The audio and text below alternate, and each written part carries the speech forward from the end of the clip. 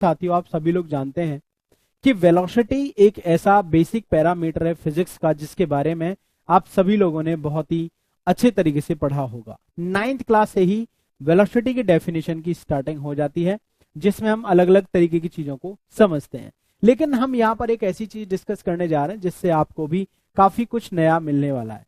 आपको पता है कि वेलोसिटी हमने जो अब तक पढ़ी है वो सिर्फ 1 डायमेंशन में पढ़ी जाने वाली वेलोसिटी है, या फिर अगर हम 2D में वेलोसिटी पढ़ते हैं तो हम सिर्फ किसी भी एक पार्टिकल को लेकर के ही 2 डायमेंशन या 3 डायमेंशन में या n डायमेंशन में वेलोसिटीज को कैलकुलेट कर लेते हैं। जब हम किसी भी काइनेटिक थ्योरी काइनेटिक पैरामीटर्स जब हम डिस्कस करते हैं काइनेटिक थ्योरी इन गैसेस में, तो मेरे साथियों यहाँ पर हम आज डिस्कस करेंगे क्या वेलोसिटी 2 डायमेंशन और 3 डायमेंशन होने के उनके कुछ और भी मतलब हैं क्या वेलोसिटी जो है वो लीनियर वेलोसिटी के साथ में क्या एरियल वेलोसिटी भी एग्जिस्ट करती है, क्या वॉल्यूम वेलोसिटी भी एग्जिस्ट करती है।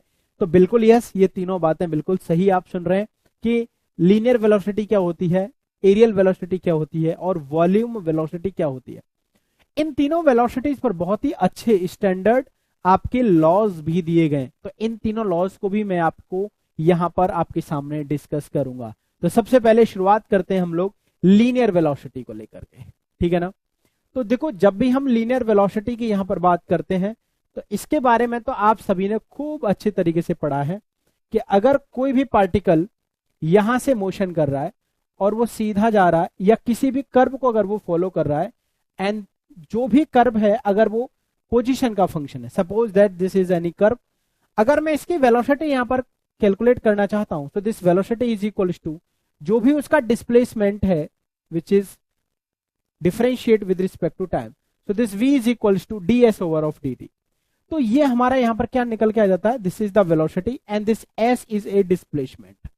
आप सभी लोग इस बात को जानते हैं कि s जो है वो हमारा क्या है, डिस्प्लेसमेंट है।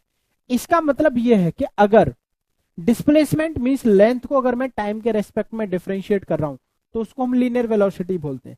तो क्या अगर मैं एरिया को टाइम के रेस्पेक्ट में डिफरेंशिएट करूंगा तो क्या हम उसको एरियल वेलोसिटी नहीं बोल सकते? तो हम उसको बिल्कुल बोल सकते हैं।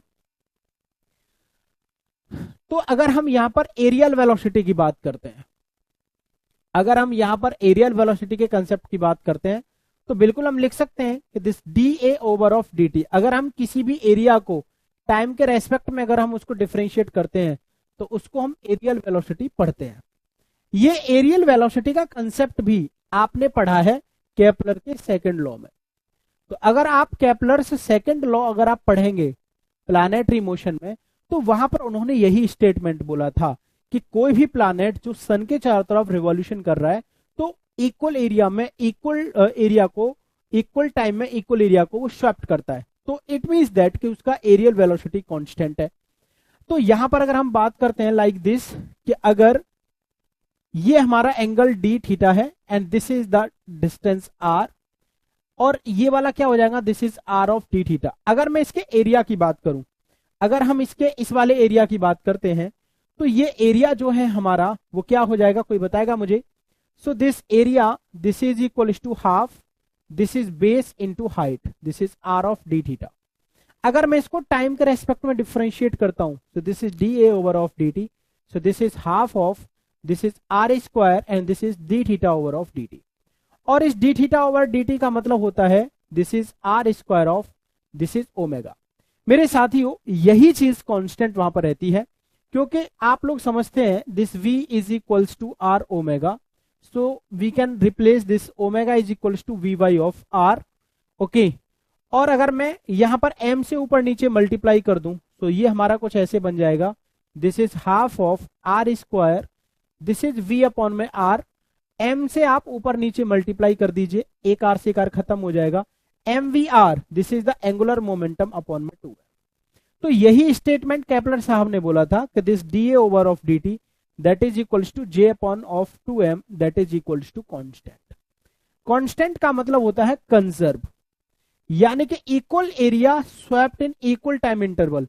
इसका मतलब यह है कि उसकी एरियल वेलोसिटी जो होती है किसी भी प्लैनेट की वो कांस्टेंट रहती है और इसी कॉन्सेप्ट की वजह से हमें मिला था केपलर का दूसरा नियम।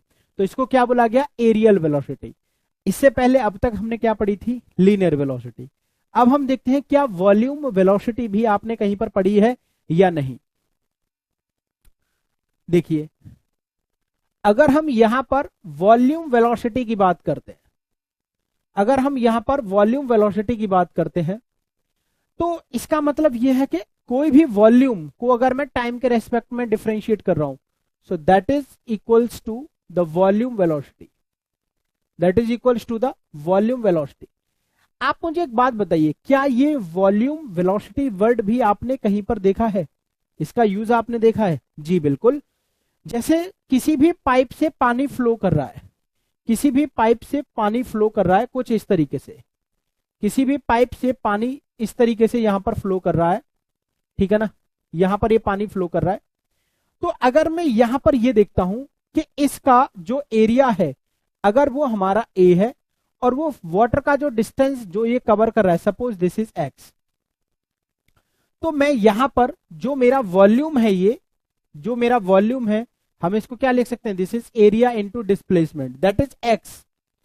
और अगर मैं इसका टाइम के रेस्पेक्ट में डिफरेंशिएट करता हूं, तो मैं इसका भी यहां पर D over of D T करूंगा, ठीक है ना। तो ये हमारा क्या हो जाएगा, अब यहां पर आपको फिक्स क्या दिख रहा है, एरिया इज फिक्स, क्योंकि जो एरिया यहां पर है वही यहां पर है और वही यहां पर है, तो area is fix and this is D x over of D T. अगर मैं D x over d T, ये हमारा फिर से क्या बन गया, लीनियर वेलोसिटी, तो मैं इसकी जगह पर लिख सकता हूं this is area into velocity, और ये हमारा किसके बराबर है, this is D V over of D T. इसका मतलब ये है कि जो हमारा वॉल्यूम वेलोसिटी होता है साथियों, जो हमारा वॉल्यूम वेलोसिटी होता है, this is equals to area into velocity, and